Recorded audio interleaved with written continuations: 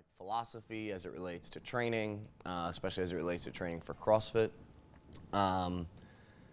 At any point along the way, if you want to stop and ask questions, that's fine. It's not super structured. And then at the end is where there's a lot of Q&A. I'm sure there's a lot of things people are going to bring up. I have a whole list of things I expect to hear about. And if they don't get brought up, I'll bring them up myself. So at any point, feel free to raise your hand, ask a question, interrupt. The first thing I'll say is I am not an expert in any of it. It's something that I enjoy. It's something that I read about, that I like to listen to podcasts on, study from different people who know far more than I do. I also know just from personal experience, having been an athlete through high school, through college, and then into CrossFit. And then I've had very different diets throughout that entire kind of course of athletic, I don't want to say career because it's not really a career, but and just the noticeable difference I've seen in when I've made certain changes.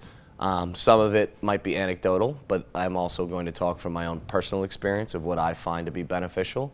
And I certainly did used to eat what I would consider a healthy diet, but now I would in no way consider it a healthy diet. So the first thing that I'm going to go over are macronutrients. This is something that probably all of us are aware of. There are 3 macronutrients. Can anybody tell me what they are? Yeah.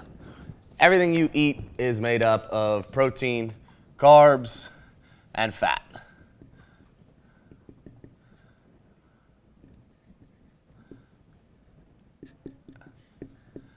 And then of those 3, they all have different caloric loads. So the reason that something is higher caloric when it's higher fat is that 1 gram of fat has more than double the amount of calories per gram than a gram of carbs or a gram of protein. So 1 gram of protein has 4 grams of carbs. 4 calories. Jesus. So protein and carbs are 4 calories per gram. Fat is 9 per gram. The reason I'm telling you this is sometimes it's important to have a general idea when you're eating things of about how much you're consuming. I'll get into it later, but I'm not an advocate for like weighing and measuring and counting calories. That being said, I am an advocate for understanding about how much you need, and so that you can make adjustments based on those individual needs, and then it's easier to take something out and replace it with something else. Then we have micronutrients.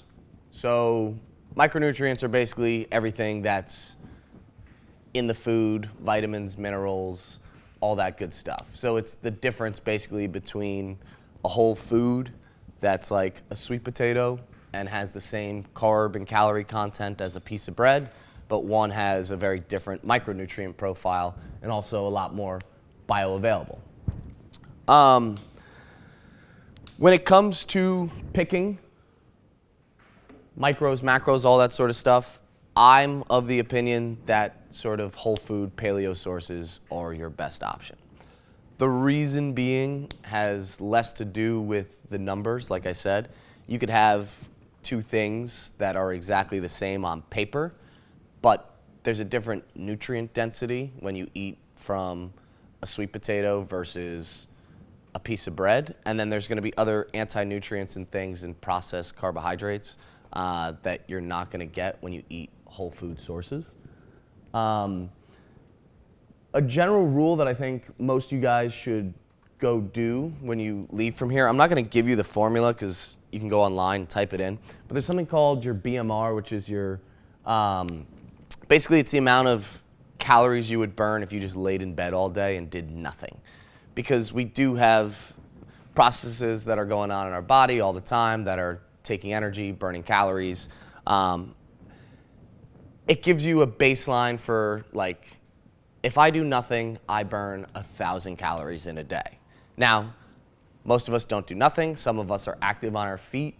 And if you're active on your feet, so if you're a CrossFit coach, you're walking around all the time, you have a higher what's called a NEAT, which is your non-exercise activity thermogenesis. There are other things that factor in besides just exercise for your activity, but it gives you a general idea of about how many calories you burn doing nothing. And then if you have high activity level, then how many calories you're burning on top of that. And then there are ways that then you can say, all right, I want to maintain my weight now, so I should be eating about this many calories then. It's not as simple and straightforward as like calories in, calories out, but as a general rule, some of the kind of old school thought that if you want to lose weight, you still do need to go into a caloric deficit still applies. So if you're somebody who's looking to lose a little bit of weight, it makes sense to understand how many calories it takes for you to be kind of where you're at now, and then trying to slightly reduce that. And when I say slightly reduce that, I do mean slightly. I think it's always best to think of things in like 1% type of goals, because if you're saying, oh, I'm 180 pounds and I want to lose 20 pounds, losing a pound a week sounds like very little, but that's actually a very kind of sustainable way to get there.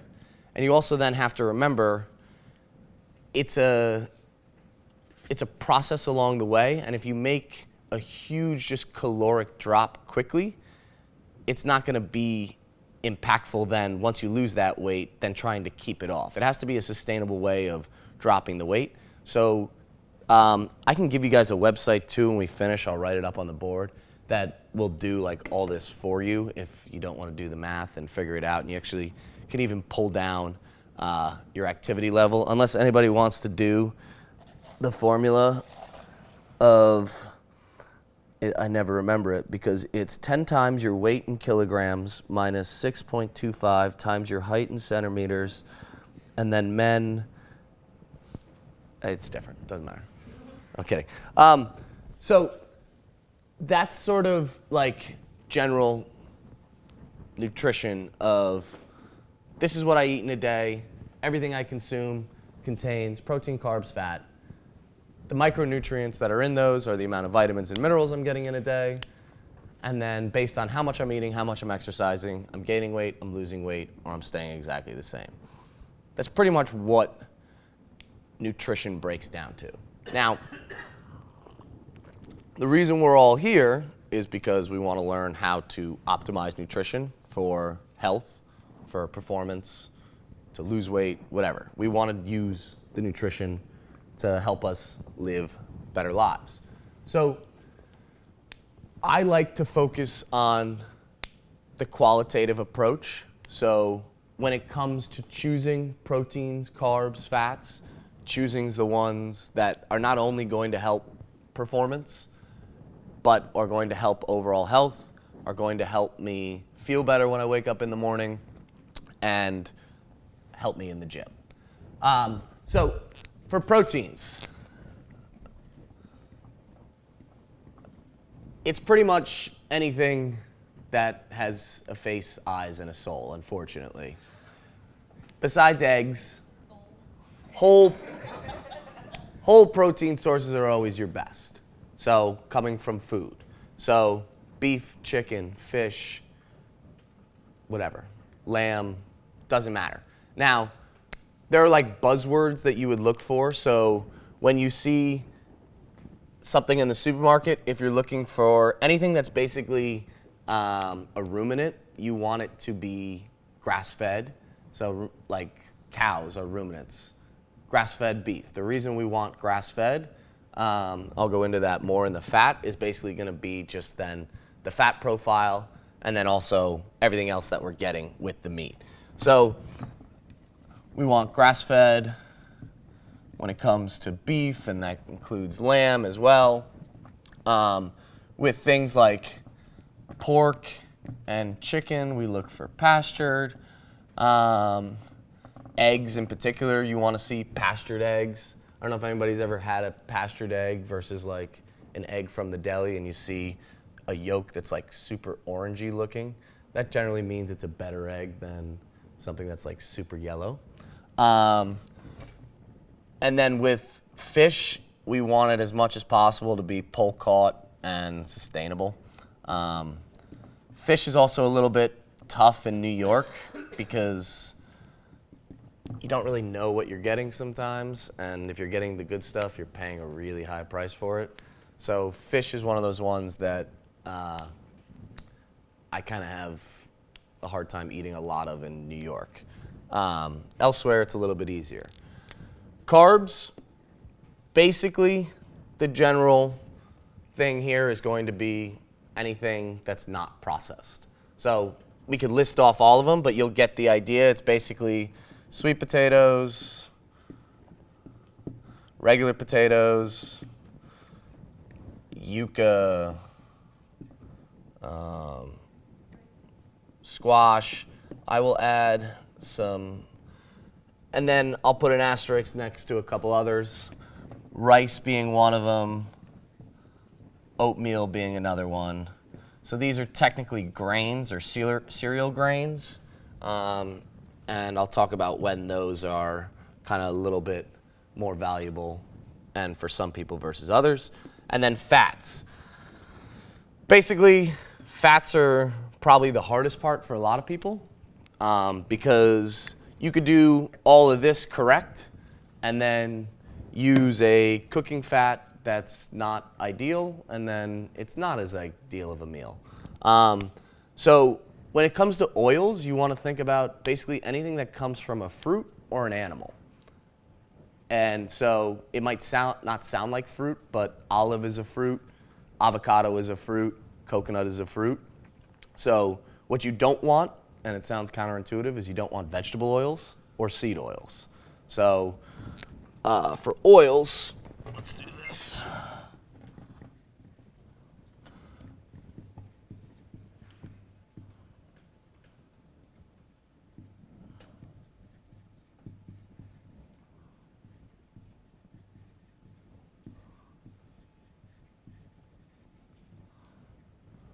And then animal would be like lard, tallow, put butter in there as well. So fats, basically, there are a couple things you look for. One is going to be the fat content of it, so the type of lipid profile it has. So I'm sure everybody's heard about healthy omega-3 fats or omega-6 fats. So when it comes to cooking, certain fats are more stable than others. So it's also, there's a spectrum of what you should cook with more versus what you should just use as like a dressing. But a vegetable oil is really high in omega-6 fats. And while omega-6s are not necessarily bad for you, you don't want a higher dose of them than omega-3s or an overly high dose relative to your omega-3s. So it's a really high amount that you would never get just eating food. Most of it that you get otherwise, you're just consuming like nuts and seeds and meat. And then a lot of those fats are super unstable. And so when you cook with them, they break down and basically the fat becomes rancid and it's not good for you. So frying something, the reason fried food is partially bad outside of it's generally unhealthy food that you're eating is because you're not just cooking something at a high temperature. The oil that's used to fry is usually then at that high temperature broken down, becomes rancid, and then you're just consuming like basically toxins. And so these have a much better omega-3 to 6 profile. So they're lower in the polyunsaturated fat. And then of this list, you know, like olive oil isn't the best for cooking with, especially at high temperatures. So like you look for things like smoke point. What that means is basically at what point the fat starts to break down. So when you're cooking with fat, ideally you're not cooking so that everything is smoking super high. So like cooking something in the oven at 375 with olive oil, probably okay. But if you're cooking some eggs and that frying pan's up super high, you're probably better off with something like butter or ghee or something like that that has a little bit higher smoke point or, yeah. So any questions before we move on from there? All right, so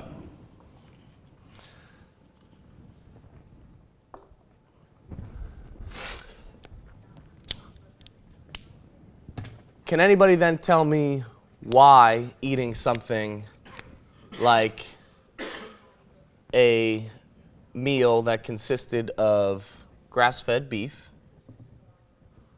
I'll just do this, that consisted of grass-fed beef with a little bit of squash and some avocado.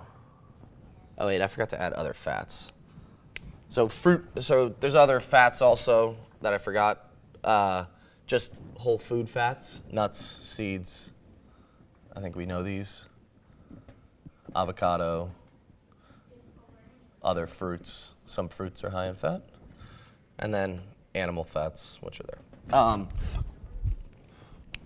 Why something with the beef, with squash, with avocado, if it had the same exact, so let's say it's 500 calories.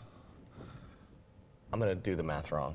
Doesn't matter because I don't feel like doing the math. But say it has the exact same breakdown of carbs, proteins, and fats than a 500 calorie meal of regular beef that you bought from Gristedes on sale, a couple slices of bread that had the same carb amount as this, and then, I don't know, some canola oil. Is it because it's more difficult for your body to process it? So when it comes to the carb, yes. Any other thoughts? Micronutrients, yeah. Better quality. All right, so let's go through it. So when we choose the better beef, the one thing that I like to hammer home is ethical. Forget health as well. I think a lot of us are animal lovers. I think it's important to understand where the food you eat comes from. And if it were up to me, I will pay the $2 extra to know that a cow wasn't being shit and pissed on by another cow right next to it and then tortured to death versus roaming free on a pasture, lives a decent life, and then slaughtered for food. So outside of the ethical reason, when you get a grass-fed cow, a cow is eating things that it's supposed to eat. So like I said, it's a ruminant. It has a bunch of different stomachs. It just grazes all day. When it eats what it's supposed to eat, much like us, it has a much better profile of fats in its body. It's healthier, and therefore the fats that you're getting are much more of that omega-3 profile. You're also getting a lot of micronutrients, like something called conjugated linoleic acids, or CLA. You're getting a much better micronutrient profile. It's going to be leaner. It's going to be generally healthier. So for the beef, it's an easy choice. When you get the grain-fed cheap beef, usually it doesn't taste as good. It's also going to have a worse fat content, and then you're not going to get a lot of the vitamins and minerals that you'll get when you eat the better quality of the beef. Now, in a pinch, and it's like some of this stuff is not going to be like the focus of why you choose one thing over another sometimes. Sometimes it has to be, I like the philosophy of don't let great be the enemy of good. Sometimes you don't have a choice. Sometimes we're traveling, sometimes we're on the run, and we don't really have the option to think about every little tiny piece. And then it's about knowing everything, but then just making the best decision given your options. So that's as far as the protein. Now, if it were eggs, it'd be the same thing. So everybody hears how healthy an egg yolk is for them. A pastured egg versus a non-pastured egg is the same in protein, carbs, and fats, but what you're getting in the pastured is you're getting better fats, you're getting better Micronutrients, it's just healthier in general. It's also from a chicken that wasn't in a coop with another chicken on top of it, potentially shitting on top of it. And so then they have to feed your chicken lots of antibiotics so that your egg is edible. And again, we can go down the whole line with all the proteins, but I think you get the idea with that. So that's why I emphasize the paleo option when it comes to proteins. For the carbs, when Peter mentioned your body being able to break it down better. So bread, why is bread not as good? Why doesn't your body break it down as well? It's highly refined. It's highly refined, it's highly processed. So generally, the more refined something is, the sugars in it also will create more of an issue in terms of like insulin spike and being stored as fats. But also there's that little buzzword of gluten. Can anybody tell me what gluten is? Yeah, it's a protein, and it basically gives things like their delicious chewy quality.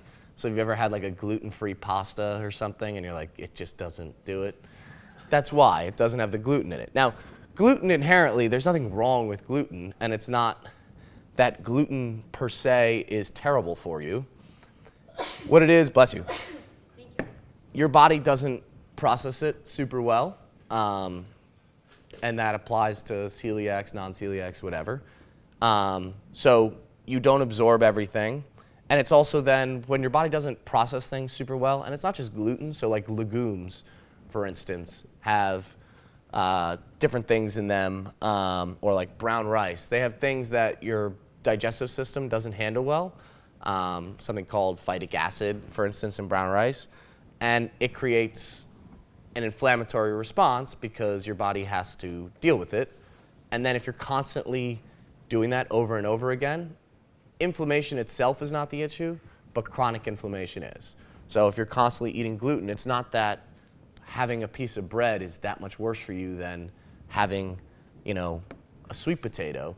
But if it's always choosing that option or constantly choosing that option, you're creating a consistent inflammatory response, and then you can have issues with like leaky bowel and all sorts of gut dysfunction. There's a lot of research now kind of linking the importance of what's called our gut microbiome, basically the bacteria in our gut, and how important that is for not just our overall health, but like decisions our brain makes. The vagal nerve runs from the brain to the gut, and the bacteria in your gut ends up helping choose a lot of those decisions, as ridiculous as that might sound. So your body's not going to process certain aspects of the bread quite as well. It's also highly refined. There's going to be other things. It's going to create a bigger insulin response and sugar spike, and it's not going to have as many micronutrients. Yes? Is that the case for all kinds of bread, or is that just white bread? Yeah, so like brown bread versus white bread. Is brown bread marginally better? Probably, but you're getting the same issues.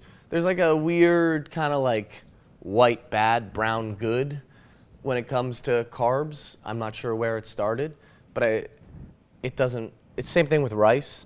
Like white rice is better for you than brown rice. Brown rice has like a little more like vitamins and minerals, but it also has more anti-nutrients, and your body won't absorb it as well anyway, and then it's going to create more inflammation in your gut anyway. Yeah. What about oatmeal? Like, does that have the same? So oatmeal is a cereal grain. It's kind of like white rice, so I put them with an asterisk. So oatmeal and rice are complex carbohydrates. Even though they're grains, they're not like, it's not like wheat or anything. They're not highly processed generally if you're buying good ones. They're really good when you're doing things like CrossFit. So we'll get into that in a little bit when we're talking about like performance and health eating, but it's a good question. In general, so some of the things I'm talking like general health right now, and then we'll talk about kind of performance and when some of these things make more sense than others. But like rice and oatmeal are two of those things where if someone's not doing anything or you're just recommending somebody eat a healthier diet, I wouldn't tell them to eat rice and oatmeal.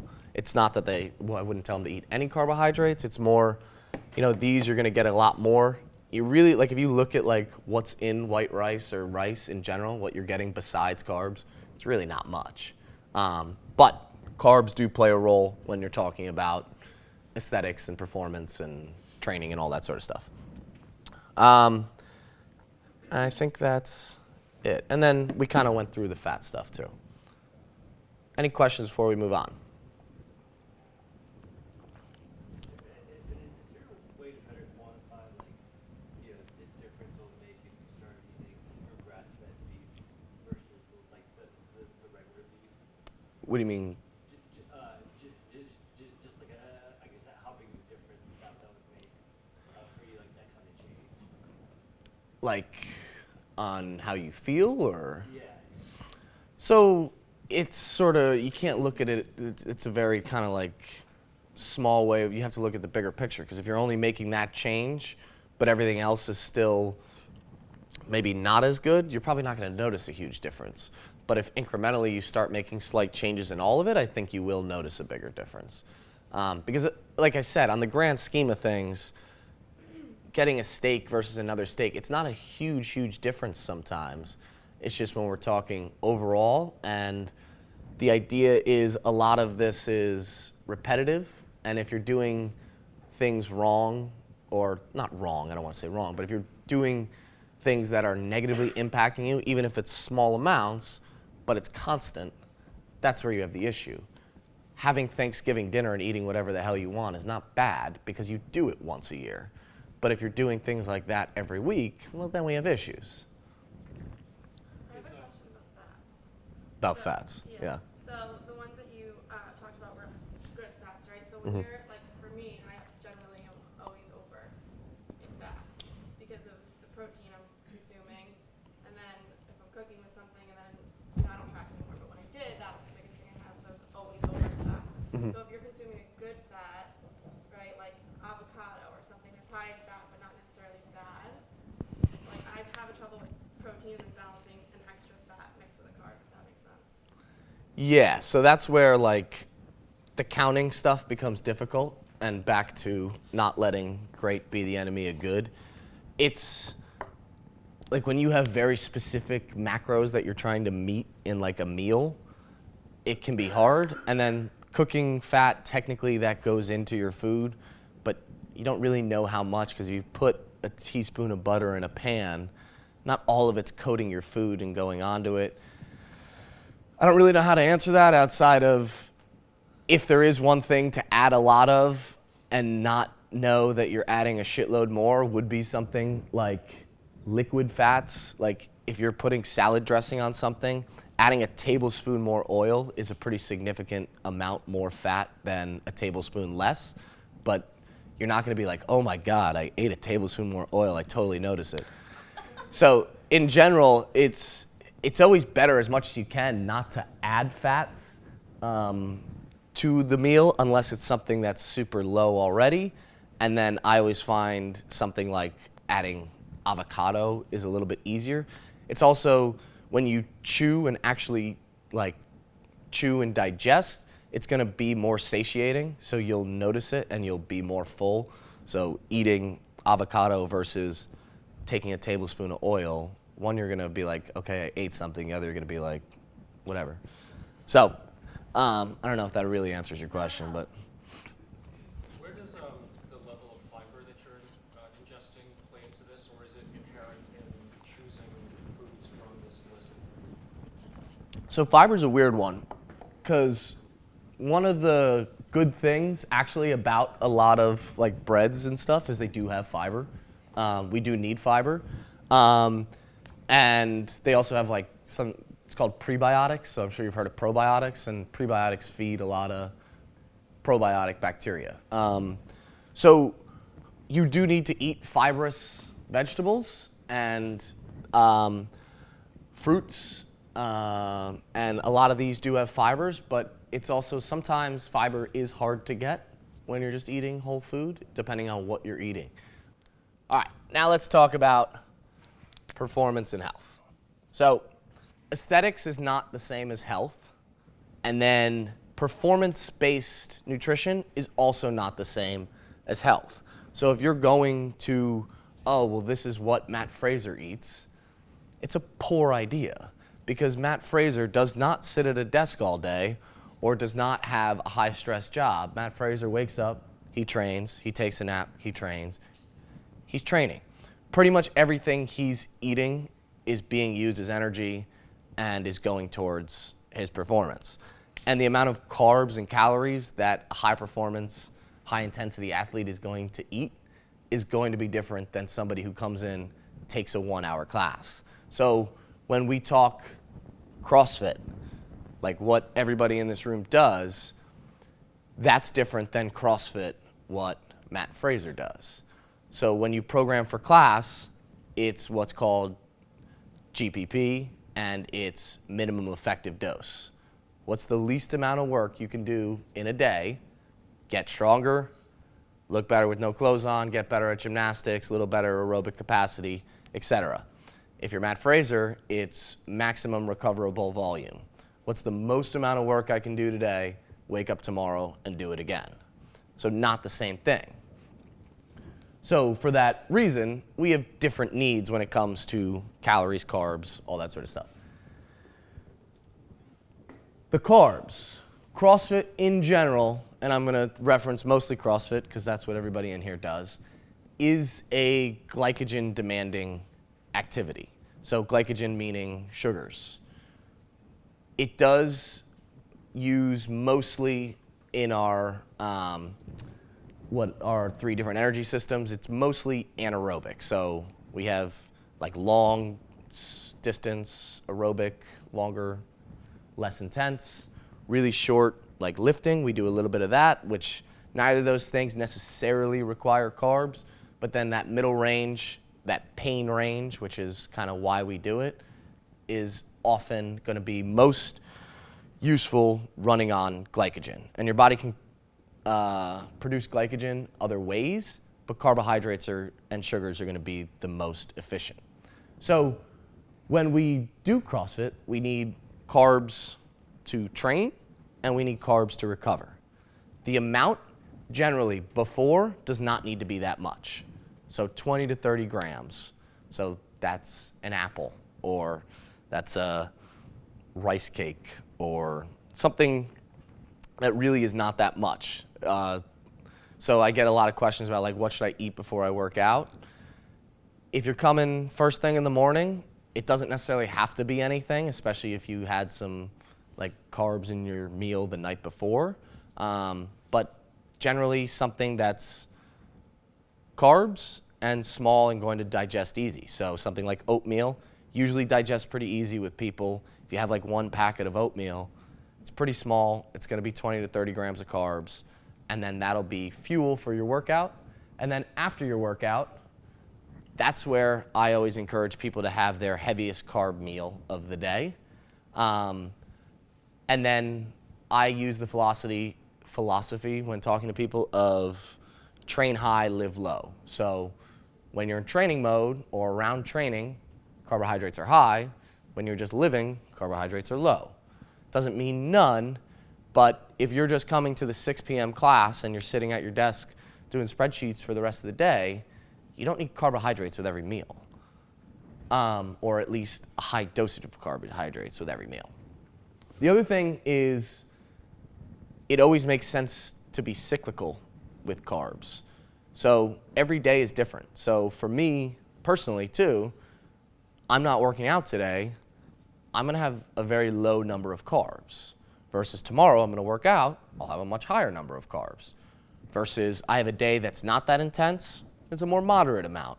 Things should fluctuate based on needs. So if you come in and it's, let's use this last week as an example. So say let's take Monday.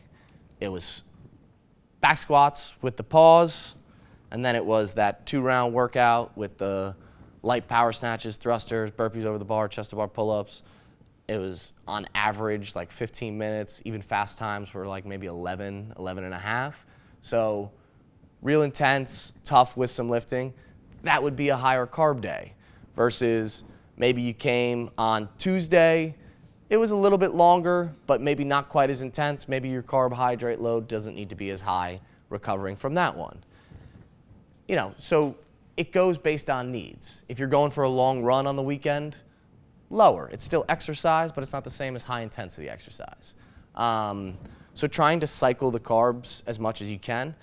We also look to avoid as much as we can, just basically going into like a true homeostasis, because when we have that, then it becomes harder to kind of make any sort of progress. When your body finds that level of I eat this amount of calories every single day, it's broken down into this many carbs, this many proteins, this many fats, well then that's what it knows as the norm. So then trying to break out of that becomes very tough.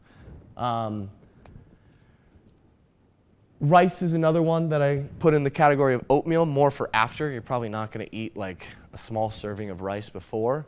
But when I encourage people that rice is, totally acceptable, is you come to class at night, you had your piece of fruit before, you kicked your ass in the gym, you're going home, you're making dinner, have some rice and chicken and avocado or whatever, like perfectly fine. I wouldn't eat rice for your lunch and your breakfast before, but it's a really good carbohydrate. It has a little bit higher glycemic load than some of these other ones, so it'd be better for post-workout, and is a good option, especially after a hard CrossFit day. Am I missing anything? Yes, go ahead. I've often read that there's a window where it's optimal to consume nutrients after workout. Yeah. It seems to be less and less true in terms of like that hour window where you got to get it in. I've started to see some things that it's not quite as accurate.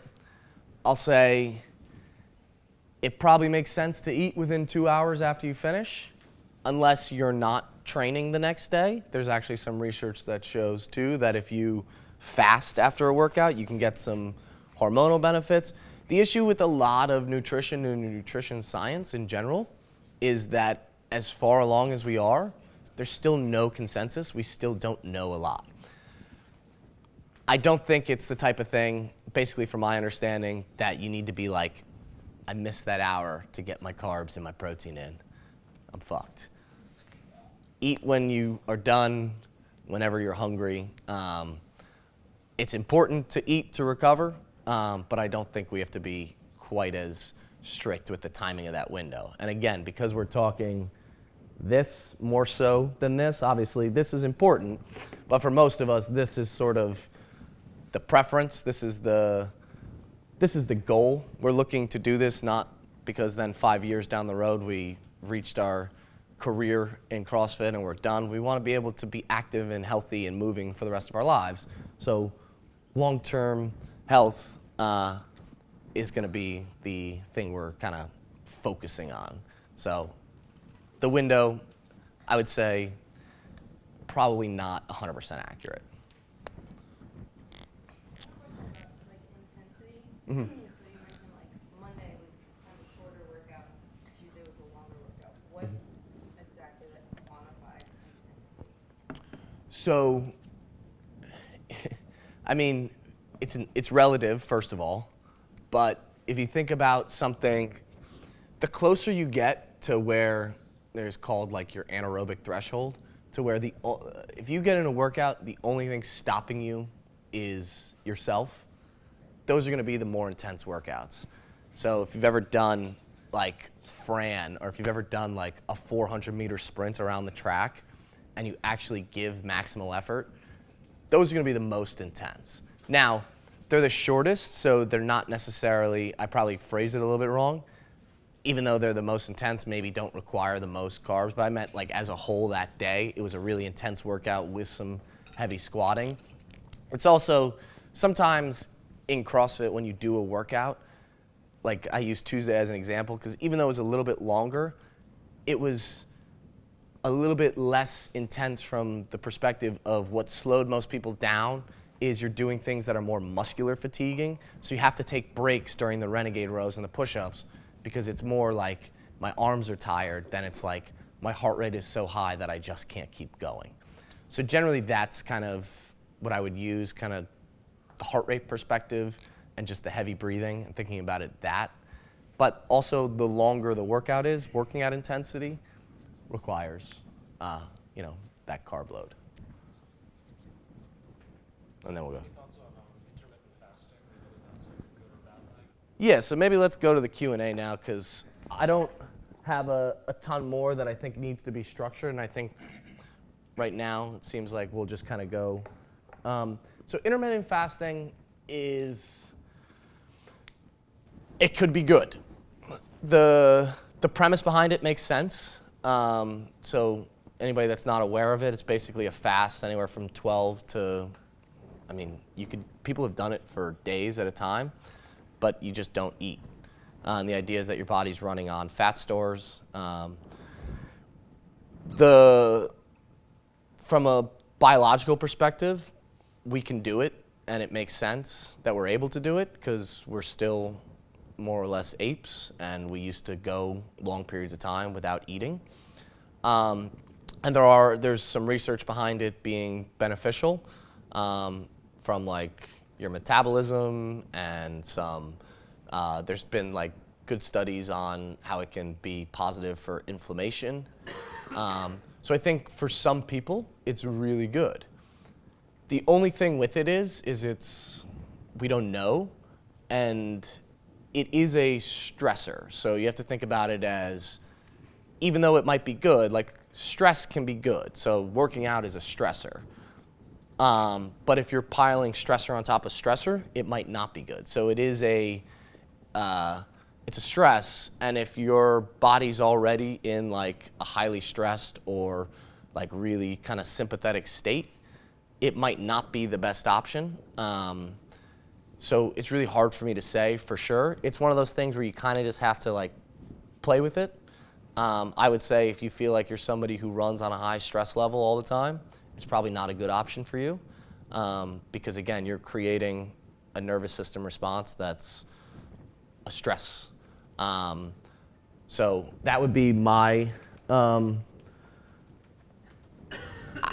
not an expert in it. I haven't really used it. I do know that there's some positive stuff behind it, but I also, from what I have read, it's possible that it's also for some people not going to be the same benefit. So I think the idea makes sense, but you kind of have to know or play with it yourself.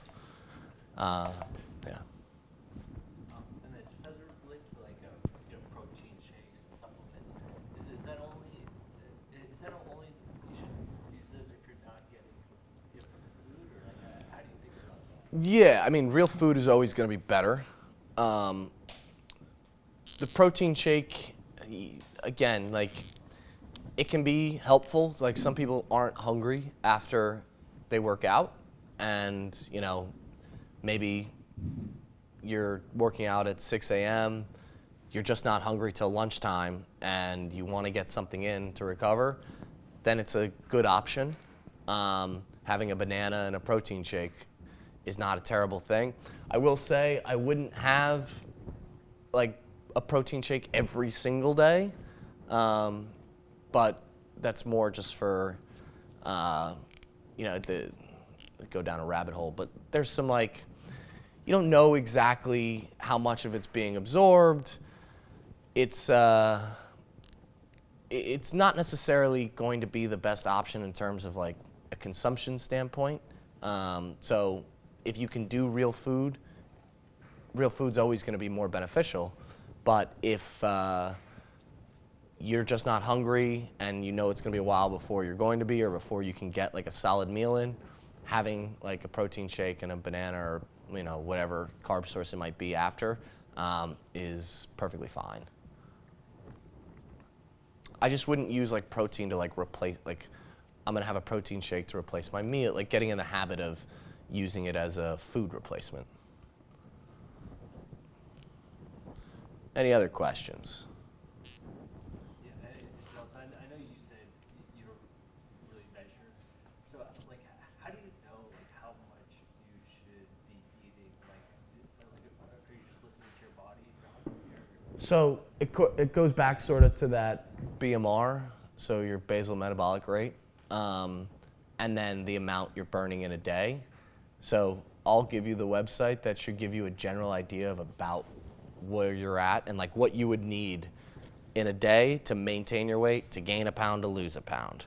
I can give you that.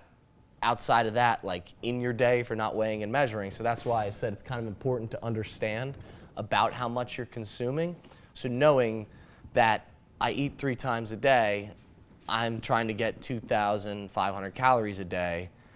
I need to have, X amount of calories each meal, and say I'm only having 600. Okay, well, I've got a lot of calories to make up if I want to maintain my weight. So where am I getting that then? And then maybe it's adding a couple snacks so that you're getting it. So just having an understanding more of how much you're consuming when you are eating, and then what it looks like over the course of that 24-hour period. How about sodium levels? How sensitive should we be? A lot of it is kind of old when it comes to like, oh, salt is bad for you. Salt in general is good for you. In fact, like for hydration, if you'd like the greater than products, they put sea salt in it. It helps you absorb water, at least in small quantities. And then a lot of I wouldn't be too worried about sodium levels. You can obviously overdo it with sodium, but I don't think it's something you need to be too concerned with, especially if you're making most of your food, salt your food to taste. Like, it's fine. What do you think about the Gary Taubes argument, just never touch sugar in any form? Gary Taubes is a super smart guy. It's a good argument, but it's unrealistic. So a lot of what makes this tough is it's so readily available to have things that are good and taste good, and there's also no reason to not have it like occasionally, I think. You're not going to go through life and never have a cookie again, I can't imagine, or have no desserts ever, or no sweetener ever. So in a perfect world, yeah, you don't really need sugar, but I don't know how it's sustainable or works. I, as much as possible on, Monday through Friday, try not to add any sugar to anything, but at the same time, if I have a little bit, I'm not like, well, that's it. It's also understanding when. So I was telling Francesca on the way over here, I used to occasionally, when I wanted something sweet, would have frozen yogurt as my post-workout meal, because it's yogurt, so it's got protein, and then there's lots of sugar, so it's got carbs, and so it's actually not the worst option if you wanted to have a treat. And so sometimes playing with when you have something like that can be a way that you can get the treat without some of the guilt. I'm not encouraging you to all go get frozen yogurt, but yeah. Yeah. Have you not had any sugar? Yeah. Anybody have anything else?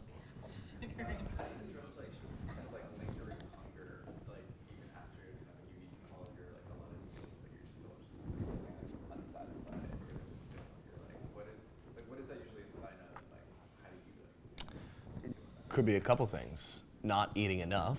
So depending on what the goal is, if you're trying to lose weight, you might be a little bit hungry. You shouldn't be starving, because then you're probably cutting too much. But if you're constantly hungry, you might not be eating enough. You might also not be chewing your food enough. So if you just shovel food down, I don't know if anybody's ever ate super fast and still been hungry, and then 15 minutes later they realize they're not. Chew your food.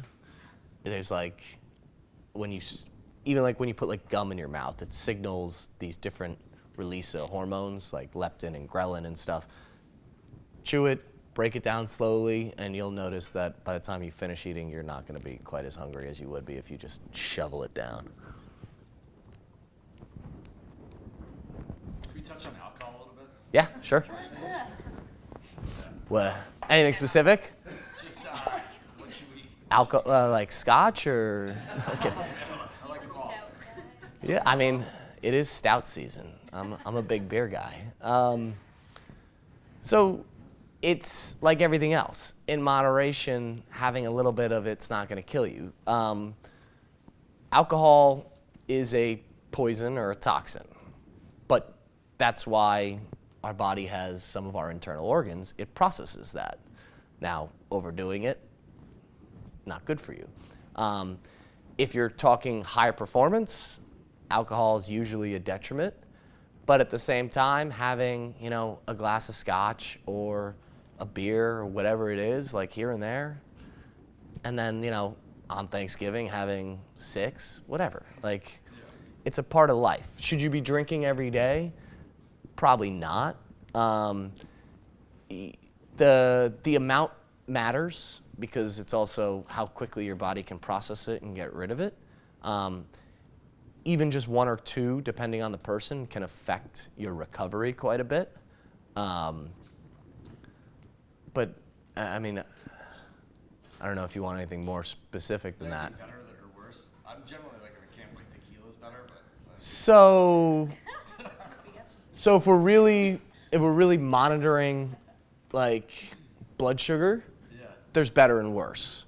So like if you care about like carbs and insulin spike and all that sort of stuff, then distilled alcohols are better. Yeah. So tequila is okay, and then distilled things like bourbons and whiskeys and scotch, you know. Don't drink vodka, it's just gross.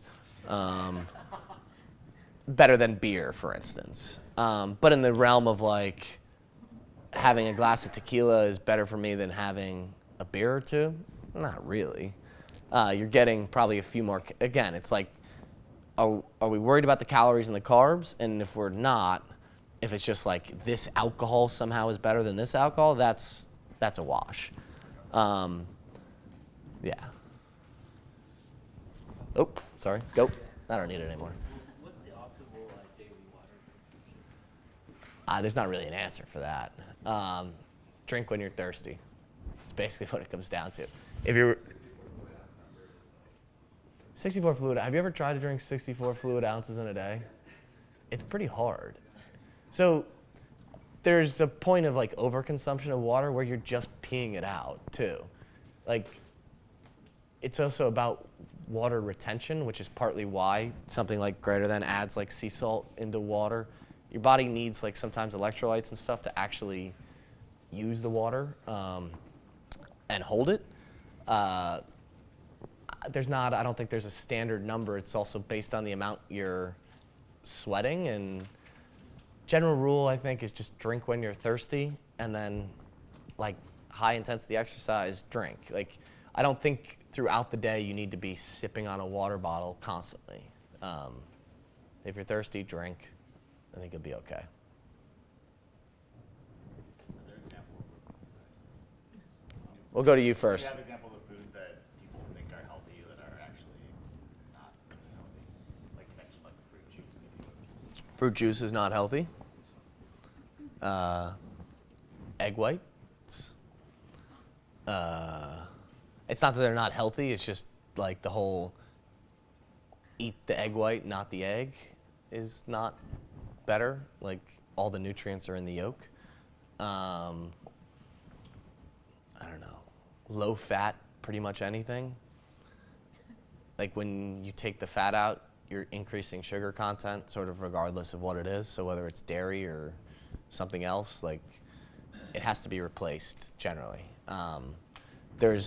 If you're eating yogurt, because for some reason that just popped in my head, and it's a snack, a full fat, like grass-fed yogurt is far healthier than a fat-free yogurt, because you're getting the beneficial fats You're going to mitigate the insulin response because you have that fat molecule which digests a lot more slowly. And it's going to be more satiating because you have the fat in it. Sorry,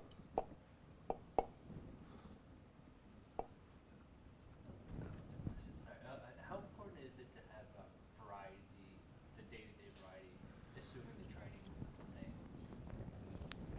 So day-to-day variety, the training is never going to be the same if you're doing CrossFit. So that's sort of the idea. And then variety is really important. I think not just day-to-day, but also season to season. Like eating what's in season, so you're getting different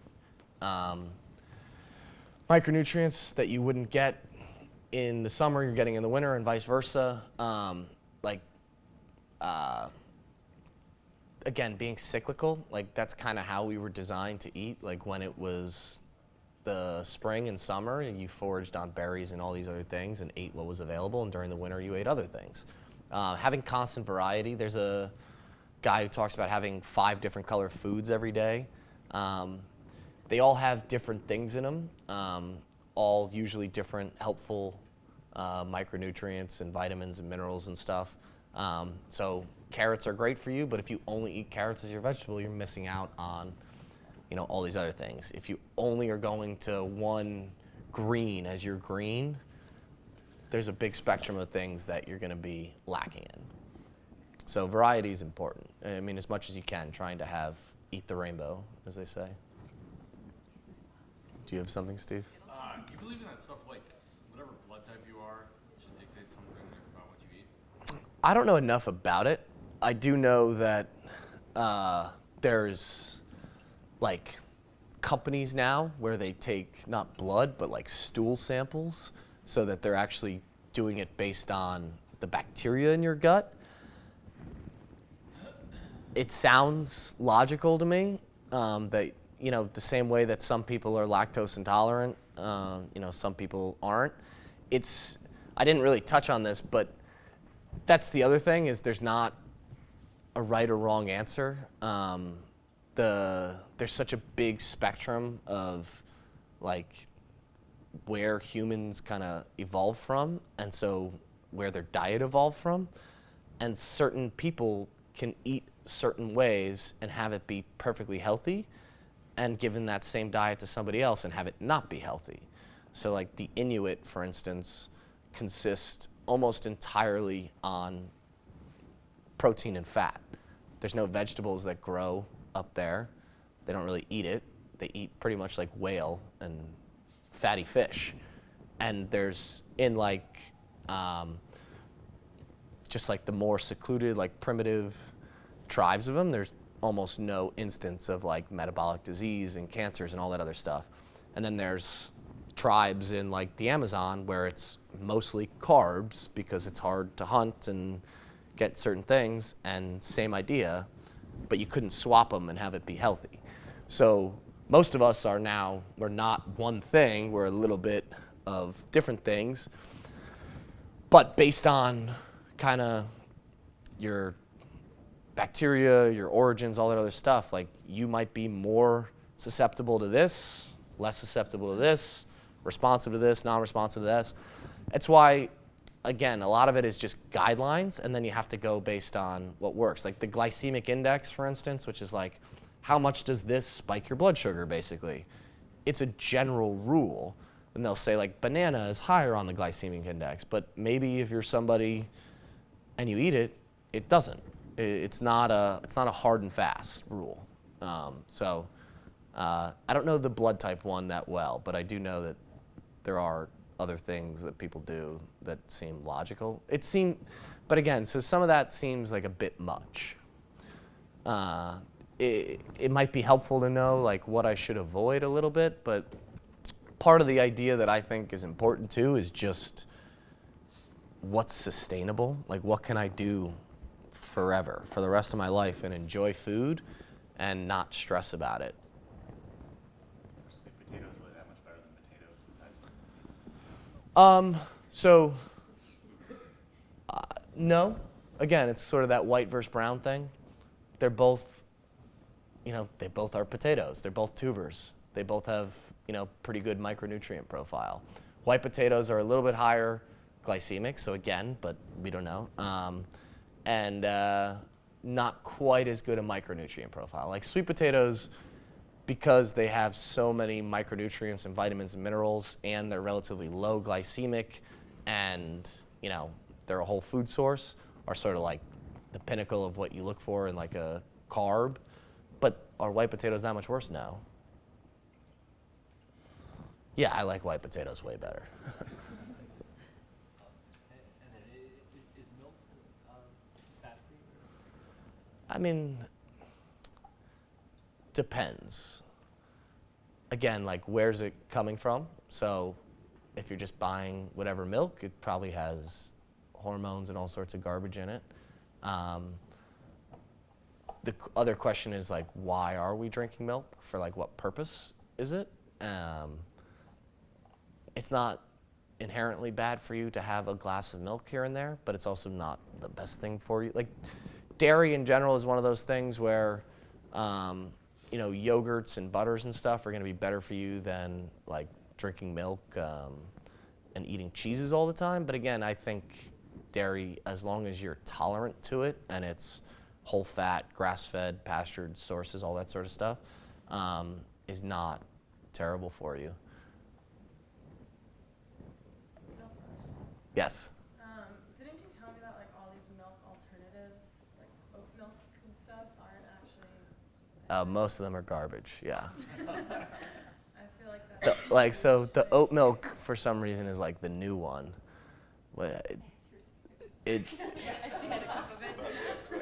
If you look at the oat milk label, I'm pretty sure there's like canola oil in it. There's some sort of vegetable oil in it. So, and then, so for any of those things, like nut milk why they're called milk is obviously just because of like the color and so people that are lactose intolerant have an alternative, because obviously milk tastes good. But most of them, if you look, there's binders and gums and stuff in them.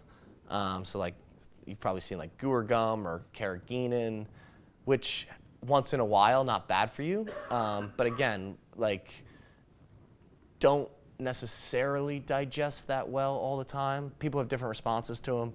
Some of them also give you like gastrointestinal stuff. So if you find that like you eat, like if you ever had like coconut ice cream, for instance, also, that has a lot of the same stuff in it. It's just like binders to make non-dairy act more like dairy in terms of its consistency.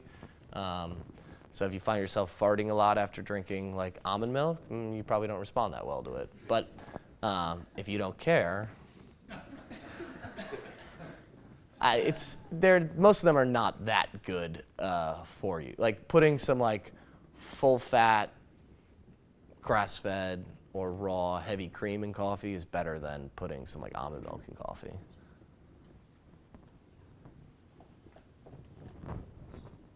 Go ahead. Karen first. Yeah. Okay.